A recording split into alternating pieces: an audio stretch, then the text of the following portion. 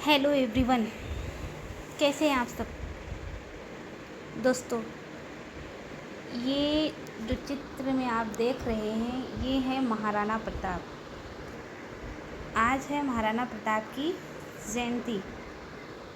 आज है शनिवार 9 मई और 9 मई को महाराणा प्रताप की जयंती मनाया जाता है।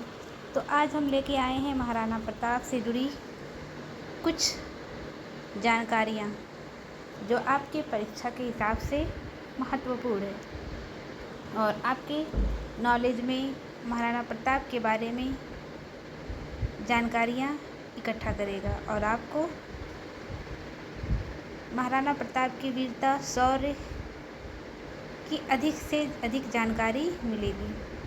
तो दोस्तों आइए पढ़ते हैं महाराणा प्रताप। महाराणा प्रताप भारतीय इतिहास के महान वीरों में से एक थे।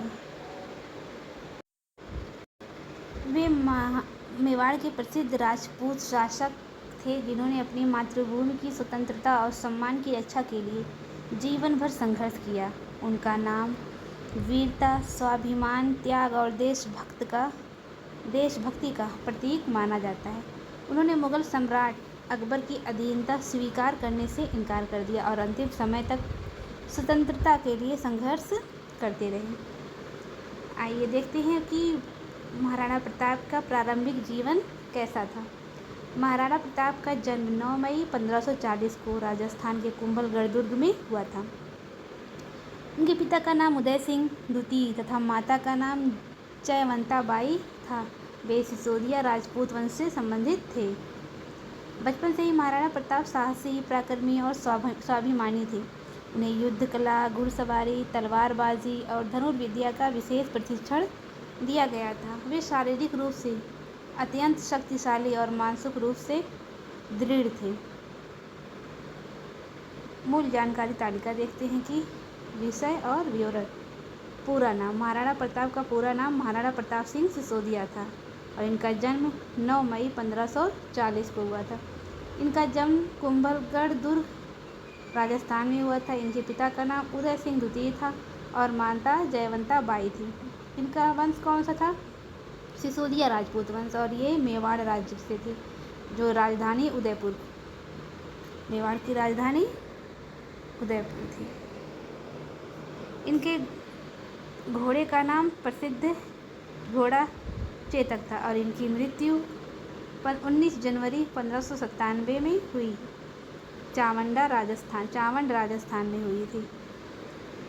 मेवाड़ के शासक 1572 ईस्वी में अपने पिता की मृत्यु के बाद महाराणा प्रताप मेवाड़ के शासक बने। उस समय भारत में मुगल साम्राज्य का विस्तार तेजी से हो रहा था। अनेक राजपूत राजाओं ने अकबर की अधीनता स्वीकार कर ली थी, परंतु महाराणा प्रताप ने ऐसा करने से स्पष्ट रूप से मना कर दिया। वे मानते थे कि स्वतंत्रता और स्वाभिमान किसी भी राज्य के लिए सबसे महत्वपूर्ण होते हैं। अकबर चाहते थे कि मेवाड़ भी मुगल साम्राज्य के अधीन हो जाए। उसने कई बार महाराणा प्रताप को संधि का प्रस्ताव भेजा, परंतु महाराणा प्रताप ने सभी प्रस्ताव अस्वीकार कर दिया। इस कारण मेवाड़ और मुगल साम्राज्य के बीच संघर्ष आरंभ हो गया और तब हुआ हल्दी घाटी का युद्ध। महाराणा प्रताप और मुगल सेना के बीच सबसे प्रसिद्ध युद्ध बैटल ऑफ हल्दी घाटी था। यह युद्ध 18 जून 1576 को राजस्थान के हल्दी घाटी नामक स्थान पर लड़ा गया। मुगल सेना का नेतृत्व राजा मान सिंह कर रहे थे, जबकि मेवाड़ की सेना का नेतृत्व स्वयं महाराणा प्रताप कर रहे थे। हल्दी घाटी युद्ध तालिका देखते हैं कि क्या है। युद्ध का नाम था बैटल ऑफ हल्दी घाटी। कब हुआ? 18 जून 1576 को। कहाँ पे हुआ? हल्दी घाटी, राजस्थान में। और मेवाड़ के सेनापति थे महाराणा प्रताप और मुगल सेना के सेनापति राजा मान सिंह थे। उस समय महाराणा प्रताप का घोड़ा तो था चेतक और परिणाम क्या था? संघर्ष जारी रहा और इस बैटल में महाराणा प्रताप को पराजय हुई थी। युद्ध का वर्णन। मुगल सेना संख्या और हथियार में अधिक शक्तिशाली थी, फिर भी महाराणा प्रताप ने अद्भुत वीरता का परिचय दिया। उनकी सेना में राजपूत योद्धाओं के साथ भील जनजाति के लोग भी शामिल थे। युद्ध के दौरान महाराणा प्रताप ने अत्यंत साहस के साथ लड़ाई लड़ी। यद्यपि उन्हें युद्धभूमि छोड़नी पड़ी, फिर भी उन्होंने हार स्वीकार नहीं की। वे युद्ध छोड़कर भाग गए थे। महाराणा प्रताप चेतक की वीरता। चेतक महाराणा प्रताप का प्रिय और अत्यंत वफादार घोड़ा था। हल्दी घाटी के युद्ध में चेतक गंभीर रूप से घायल हो गया था, लेकिन उसने महाराणा प्रताप को सुरक्षित स्थान तक पहुंचा दिया था। कहा जाता है कि घायल होने के बावजूद चेतक ने एक नदी पार की और उसके बाद उसकी मृत्यु हो गई। चेतक की निष्ठा और वीरता आज भी प्रसिद्ध है। नेक्स्ट है गुरिल्ला युद्ध नीति। हल्दी घाटी के युद्ध के बाद महाराणा प्रताप ने पहाड़ों और जंगलों में रहकर संघर्ष जारी रखा। उन्होंने गुरिल्ला युद्ध नीति अपनाई। इस नीति की मुख्य विशेषताएं थीं अचानक हमला करना, शत्रु को चकित करना, पहाड़ी क्षेत्रों का लाभ उठाना और छोटी टुकड़ियों में युद्ध करना। इस नीति के कारण महाराणा प्रताप ने मेवाड़ के अनेक क्षेत्रों को पुनः प्राप्त कर लिया था। संपूर्ण जीवन, संघर्षपूर्ण जीवन। महाराणा प्रताप का जीवन काफ़ी संघर्षपूर्ण था।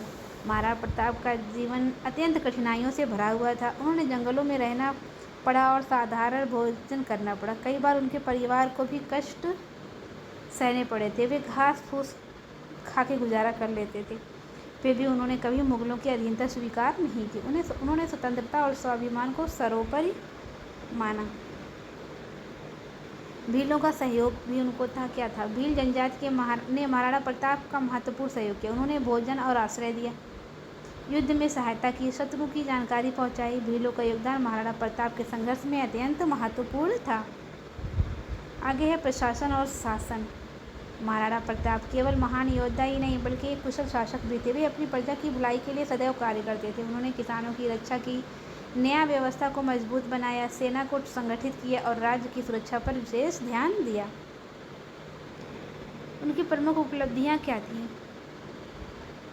मेवाड़ की स्वतंत्रता की रक्षा, मुगल अधीनता स्वीकार नहीं की, वीरता का प्रदर्शन, हल्दी घाटी के युद्ध में साहस दिखाया और गुरिल्ला युद्ध नीति, प्रभावशाली युद्ध रणनीति अपनाई, राजपूत गौरव की रक्षा की, स्वाभिमान को सर्वोच्च माना, प्रेरणा स्रोत बने, आने वाली पीढ़ियों को प्रेरित किया।